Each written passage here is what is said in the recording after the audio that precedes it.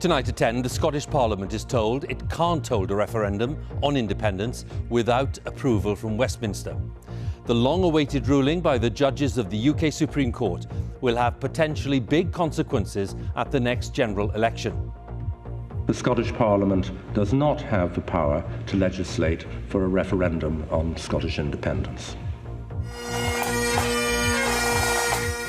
Independence campaigners warned immediately that the next election in Scotland would become, in effect, the referendum that they want. We must and we will find another democratic, lawful and constitutional means by which the Scottish people can express their will. But at Westminster, especially within government, there was undisguised relief at the court's decision. We respect the clear and definitive ruling of the Supreme Court of the United Kingdom. We'll be considering what the ruling could mean in the longer term for the future of the Union. Also tonight, we talk to a mother jailed for killing a man who was charged with abusing her 3 sons. She's calling for new measures to stop offenders hiding their identities. And the British Paralympic star John McFall is set to become the first disabled man to train to be an astronaut. On BBC London tonight, the buses U-turn. It appears a backlash from Londoners on cutting bus services to save money has forced the mayor to change his mind.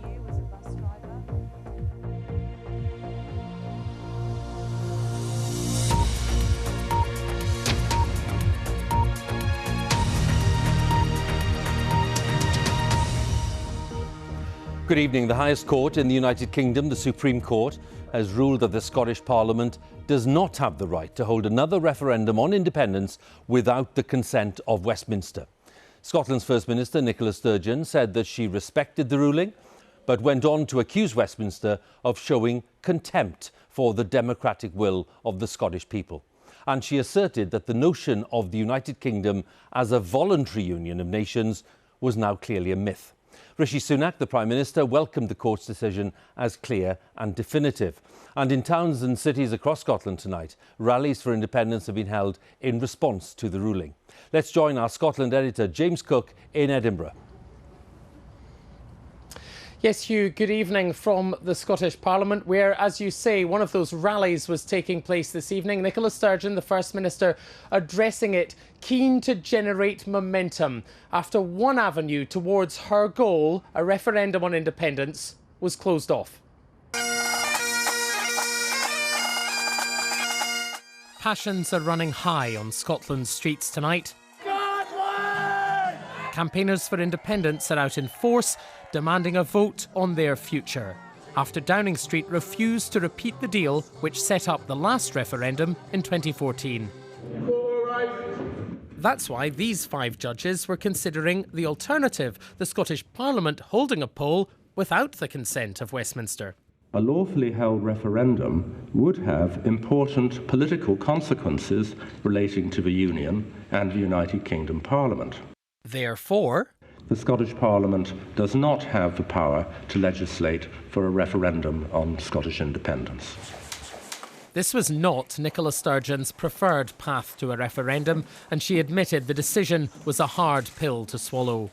This judgment raises profound and deeply uncomfortable questions about the basis and the future of the United Kingdom. Her response, framing the next general election as a referendum in all but name. Her opponents say that's illegitimate, and even some on her own side worry that it will backfire. What do you say to those supporters of independence who worry that you are leading them into a trap? If we can't win 50% of the Scottish population's support for independence, we can't be independent. That applies in a referendum, and it would apply in a de facto referendum. That is an essential prerequisite of becoming independent. So anybody who says, oh, we can't do this because we might not win, well, if we can't win, we don't deserve to be independent. But the Prime Minister said after a clear and definitive ruling, it was time to move on. I think that the people of Scotland want us to be working on fixing the major challenges that we collectively face, whether that's the economy, supporting the NHS, or indeed supporting Ukraine. What right does a man with no mandate have to deny Scottish democracy? But Mr. Speaker, when it comes to Scottish democracy, I'm pleased that the Scottish Government has one of the most powerful devolved assemblies anywhere in the world. So is this a bleak day for democracy or a triumph for common sense? I think it's a good thing. As far as I understand it, that is not a devolved power. My personal preference is that we are part of the UK and be proud to be part of the UK. I think that people should have the right to vote about anything that they want without being stopped by any larger powers, and I think that kind of goes against any form of civil rights and like freedom of speech and freedom to vote, which women like myself have worked so very hard to do. I don't think Scotland's ready for it. The last referendum debate was quite unpleasant. The political debate is quite unpleasant. I think most people would prefer things to settle down before having that again. I mean, everyone has different opinions on it, but I think them saying just straight away, like, no, you can't do it. It's not fair for, like, people of my age, who are just kind of starting to learn to vote and all that kind of stuff. And it's not fair for us, Today, our independence movement also becomes Scotland's democracy movement. So, Scotland remains divided. Defenders of the Union may be quietly pleased tonight, but supporters of independence are making their voices heard. So without question, a big milestone in this debate. Let's talk to James once again. Let's have your thoughts on the ruling, and then maybe, James, you can tell us about what it means in your view for the next general election.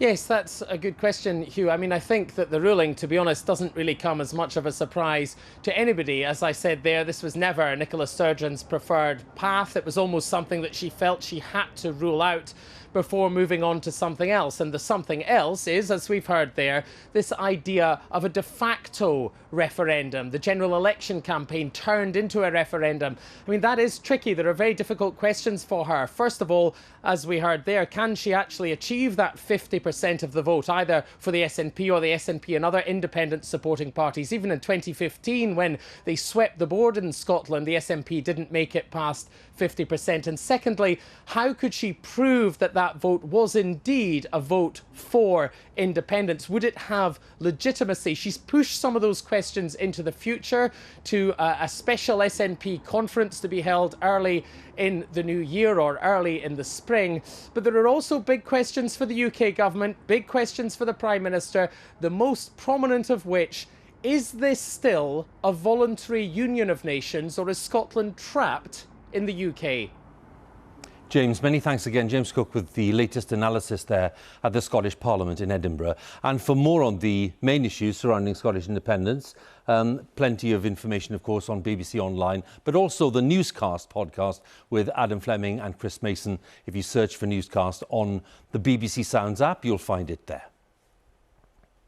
Let's turn to the war in Ukraine. President Zelensky has accused Russia of crimes against humanity at a UN Security Council meeting called after the latest wave of damaging missile strikes against Ukraine's energy infrastructure. Now, if we look at these attacks, there were several explosions in the capital, Kyiv, after an air raid alert was issued for the entire country. And then lots of reports and reality on the ground, heavy bombardment in Lviv. The entire city in the west of Ukraine reportedly lost power at one point. We're now told that most of it has been restored. And if we go from Lviv to Zaporizhia, well, in this region, a newborn baby was killed when a rocket attack hit a maternity unit overnight.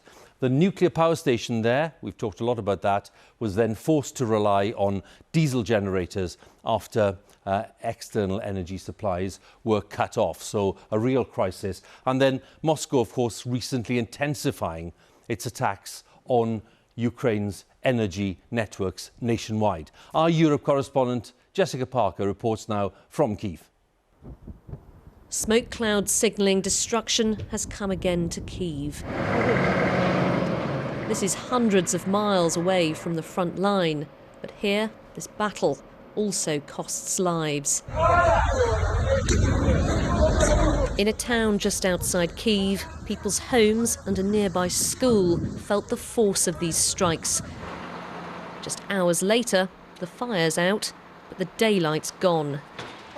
Evacuations in the dark. We heard rockets flying, and then we heard a loud explosion. A colleague saw a red light. In our educational center, windows and doors blew out, the ceiling fell. In these freezing temperatures, homes have been left without roofs, apartments without windows, people without a place to live. We are evacuating people from the building that was damaged. Those who need to sleep somewhere, we are taking them to a hotel where they can stay as long as they need. There will be food and heating there. That bus is just leaving, taking residents who can no longer stay in their homes, perhaps because of the damage, but also there's no power here. The only reason we can see anything at the moment is because of the lights coming from the emergency vehicles, fire trucks and police cars. People here, there's a lot of activity, but they just pass you like shadows. Here and in many places, the light of a torch may be all they have, as today's strikes forced power stations to shut down.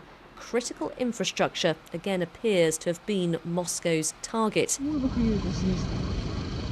If this is an effort to break the will of Ukrainians, they help each other on. But it's a painful struggle. My windows and walls flew away, she says. Don't cry, says her grandson. Everything will be fixed. It will be better. This is driving through a capital city in the early evening, but look around. Off the road, no lights. The country's energy system had already been attacked. Now the race against winter to repair it just became even harder. Jessica Parker, BBC News in Kyiv. Universal energy support will not be extended beyond the spring of 2024, and that's even if bills remain very high. That's the suggestion made by the Chancellor, Jeremy Hunt, who warned today that people will have to take responsibility for their energy bills and reduce their usage. Our political editor, Chris Mason, is at Westminster. What do you make of this, Chris? It was a fleshing out today, Hugh, of what the Chancellor said in the autumn statement last week, but which hadn't commanded much attention because of all of the focus on those tax and spending policies. So he repeated what we knew, which is that the current package of energy support will last until April of next year. There'll then be a less generous one until the April of the year after next, April 2024, and that's when it will end, although if necessary, there will be a support package for the most vulnerable. And then some striking language that you just alluded to there from Mr. Hunt, suggesting that we should all be a bit more careful in our energy consumption. There is actually a national target to reduce energy consumption by 15% by 2028, and Mr. Hunt was saying that that could save £500 for an average household if a household was managed to pull that off. Ministers have been pretty reticent up to now to try and encourage us to use less energy, but we're now hearing it from the Chancellor, and also some striking language for him today as well as far as Russia is concerned, saying that attempt to save energy would help us not be blackmailed by Vladimir Putin. So it's a sense, I think, of how, yet again, war and geopolitics and household bills are all wrapped up together and are likely to be for quite some time yet. Chris, many thanks again for the latest thoughts there. Chris Mason at Westminster. A mother who killed a man who was charged with sexually assaulting her 3 sons is campaigning to stop those accused of child sex crimes from changing their names to hide their identity. Sarah Sands was jailed for 7.5 years for the manslaughter of 77-year-old Michael Plested in 2014. Our Home Affairs correspondent June Kelly has the story. Sarah Sands back in Silvertown in East London, where as a single mother she made a home with her family. Took everything from me. And where 8 years ago she stabbed to death a neighbour accused of sexually assaulting 3 young boys. She'd originally befriended Michael Plested, who was 77. What we can report for the first time is that all 3 children he was accused of abusing were her sons. Reese, Bradley and Alfie have now all turned 18 and have waived their right to anonymity to speak publicly about seeing their mother go to prison. It was just like the little things you miss.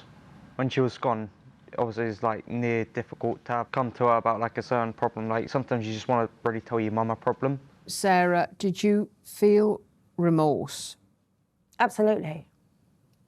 Absolutely. And why did you feel remorse? I bring life into the world. It never occurred to me that I would be guilty of taking life out of the world. While he was awaiting trial for the offences against her boys, Michael Plested was allowed to live back on the estate. Sarah Sands was caught on CCTV as she made her way to his flat. She says she wanted to appeal to Plested to plead guilty and spare her sons the court ordeal.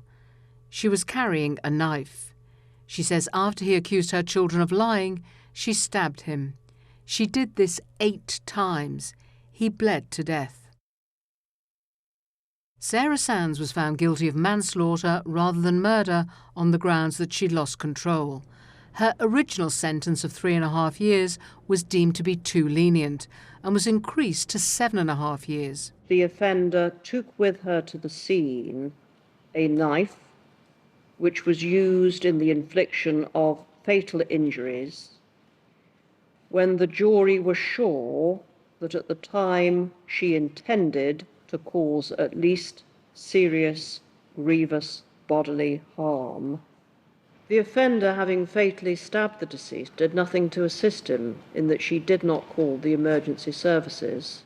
They absolutely have the right to demand answers from me.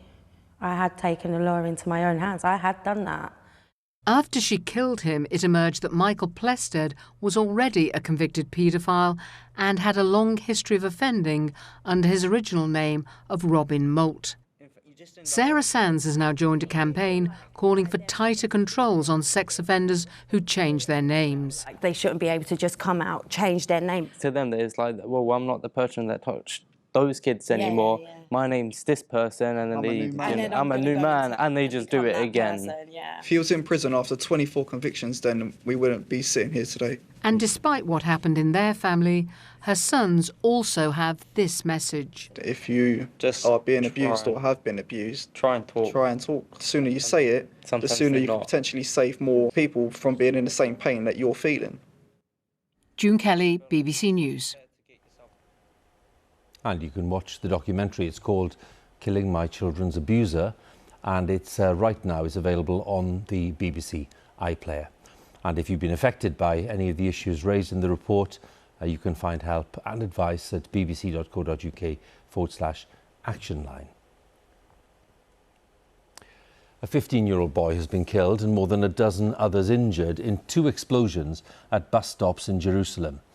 They happened in 2 busy areas of the city as people were heading to work. There was praise from Palestinian armed groups after the bombings, but no organisation has actually confirmed that it was involved. The Home Secretary, Suella Braverman, has admitted that the UK has failed to control its borders, but she blamed migrants and people smugglers and said she was determined to address the issue. She told a parliamentary committee that she wanted to quadruple the rate at which decisions on asylum cases were being made. And as our Home editor Mark Easton reports now, the session in Parliament also saw the Home Secretary struggling to explain the legal routes available to refugees who can't be part of official relocation schemes. Choppy waters have stopped migrants making the hazardous crossing to the Kent coast recently, but the sight of more than 40,000 asylum seekers arriving uninvited this year continues to cause a political storm. Can I welcome the Home Secretary? Today, the Home Secretary appeared before a committee of MPs and was asked about one of the key promises of the Brexit campaign she supported. We have failed to control our borders, yes, and that's why the Prime Minister and myself are absolutely determined to fix this problem. The problem's not just at the borders, though. Thousands of migrants are being housed in Home Office-acquired hotels around the country, most awaiting an initial asylum decision. The daily cost had been put at £7 million a day. Now, with more hotels being used, the cost will be even higher. This Iraqi asylum seeker, his wife and daughter have been living in a single room in a Home Office hostel in West Yorkshire for 11 months. He says the conditions have put a huge strain on the family. When I first came to the UK, I was happy. I arrived and felt safe. Since that time, it's got worse. My mental health and my family's mental health is degrading. The Home Secretary was asked what she intended to do about an asylum system where caseworkers seemed unable to respond to demand. We want to deliver sustainable changes to reach a minimum of 3 decisions per decision maker per week by May of next year. Is that feasible?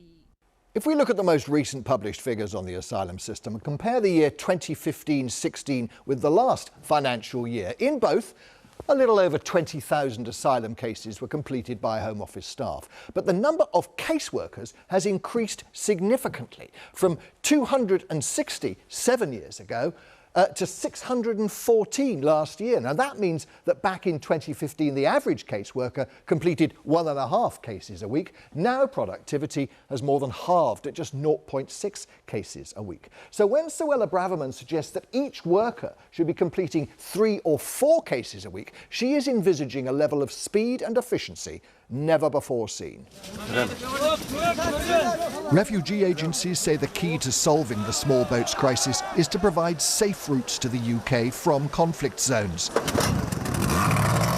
But when challenged on how a 16-year-old fleeing a war zone in Africa might legally get to Britain to join a sibling, the Home Secretary appeared flustered. If you are able to get to the UK, you are able to put in an application for asylum. But I would only enter the UK illegally then, wouldn't I? Well, that would, if you put in your application for asylum upon arrival, that would be the process that you enter. How could I arrive in the UK if I didn't have permission to get onto an aircraft legally to arrive in the UK? Let me just invite other colleagues if there's anything they want to add. The weather is currently giving the Home Office a welcome respite in small boats crossing the Channel. But when they resume, which they will, the challenges of a broken asylum system will become all too evident once again. Mark Easton, BBC News. To the World Cup then in Qatar, and another shock result today as Japan beat Germany, the 4-time winners and one of this year's favourites. Before the match, the Germans became the latest players to unite in their very own form of protest at the FIFA clampdown on the right of players to speak out and to show solidarity with LGBTQ plus communities. Our sports correspondent Natalie Perks reports now from Doha. Sometimes no words are needed to make the most powerful of statements. Feeling silenced by FIFA, Germany's team photo before their match with Japan said plenty. 7 nations, including England and Wales, had wanted their captains to wear this One Love armband in Qatar, a gesture of solidarity with the LGBTQ plus community for a tournament held in a country where homosexuality is illegal. Just before England kicked off against Iran on Monday, Harry Kane instead wore this FIFA-approved catch-all, no discrimination armband. And were all the squad included in discussions around that? I think as a squad we've all had conversation and we all stand for it. We all wanted Harry to wear it, but I think the decision got took out of our hands as a squad, as players, and I think it's went higher up than that really. One Love did make it onto German arms today. The Interior Minister sported it in the stands, pointedly sat next to FIFA's president, whilst on social media the Germans sent another clear message. It wasn't about making a political statement, their FA said. Human rights are non-negotiable. That should be taken for granted, but it still isn't the case. That's why this message is so important to us. Denying us the armband is the same as denying us a voice. We stand by our position. Actually, those nations who've been trying to make a message, who've been trying to make a difference, who are now getting hammered the most. I think the hammering should be on FIFA for not allowing what is a very simple message. At Wales's training session today, the rainbow flag flew proudly. They and the others say FIFA's threat of sporting sanctions are unprecedented. That raises questions about whether they're doing this to keep their hosts happy. FIFA as an organisation, they're supposed to support and understand the views of all different nations, but at the minute I'm only seeing them really kind of understand one nation's view, which is kind of a little bit disappointing.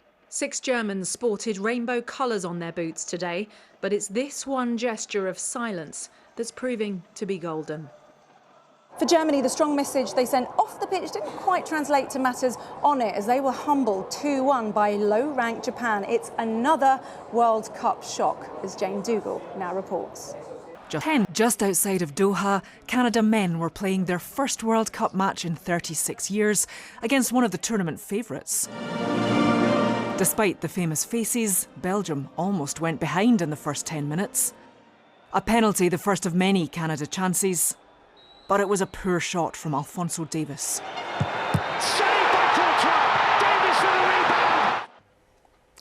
And finally, news today that the European Space Agency has chosen the British Paralympic sprinter John McFall to be the first disabled astronaut to join the space training scheme. He will work with designers and engineers to see if he can be the first disabled person to go into space. John McFall was named as part of the class of 2022, which also includes British astrophysicist Rosemary Coogan. Our science editor Rebecca Morell picks up the story. It's the job of dreams, with an office that's got spectacular views, offering an out-of-this-world experience. Many would love to be an astronaut, but very few make the cut. Now in Paris, the European Space Agency has added some new names to the roll of honour. Selected from more than 22,000 applicants, this is the astronaut class of 2022. But for the first time, ESA is widening its pool of talent by recruiting the first ever para-astronaut. I think being an amputee, being an astronaut was never really on my radar. John McFall is a Paralympian sprinter. His right leg was amputated above the knee after a motorbike accident. He's been selected using exactly the same criteria as all European astronauts. The only difference is he has a disability. I thought I would have the skills, a mix of skills and scientific background, that I could really help them answer this very aspirational question of can we get someone with a physical disability into space, to work in space safely. All astronauts have to undergo rigorous training. Part of John's job will be to test how the kits like spacesuits and spacecraft need to be adapted. His selection doesn't mean he'll definitely get to go into space, but ESA want to pave the way to make it happen. The people who've lived with a disability have overcome challenges through their life. The challenge of going into space, they bring something extra compared to the rest of the crew, and that's what we really want to bring through this project.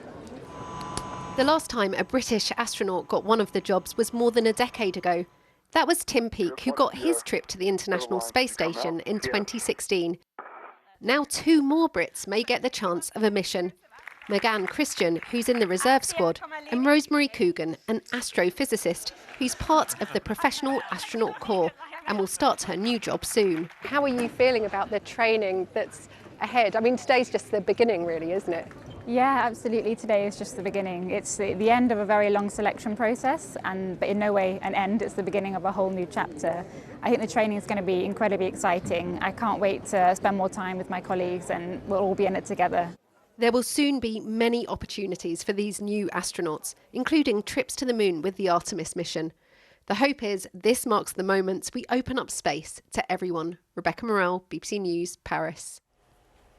The time is 20 to 11, a little later than usual, and Ben's here with the weather. Hi, Ben. Yes, maybe stay up late tonight, Hugh. Thank you. Good evening. It's been a really soggy November so far. In fact, some places have already seen double the rainfall they'd normally see in a normal November, and the storm clouds gathered once again today. We had quite a lot of rain. This band of heavy rain pushed its way northeastwards, and behind it, look at all of these heavy thundery showers. They were accompanied by squally gusty winds, caused a little bit of damage actually in one or two places, and all of those elements feature in tomorrow's forecast as well. Here comes another frontal system. We do it all over again, really. So most places starting tomorrow on a fine note, but rain pushing into Northern Ireland. Now, this rain is on the move quite quickly. It'll be a short, sharp burst of torrential rain for Northern Ireland, southwest Scotland, squally gusty winds with it, then pushing into Wales, the southwest of England. Widely gusts of up to 50 miles per hour. Some places around exposed coasts could see 70 mile per hour wind gusts, and that very squally rain band continues its journey eastwards into the afternoon. Behind it, we're back to sunny spells and heavy thundery showers, and it will stay quite windy. Temperatures 9 to 13 degrees. That is actually quite mild for this time of year. The rain pushes across all remaining areas during tomorrow evening, then clears, more showers through the night. But for Friday, not as many showers, more dry weather, spells of sunshine. This is our chance to draw breath. Still mild as well, 9 to 14 degrees. So Friday, not a bad looking day because there will be a ridge of high pressure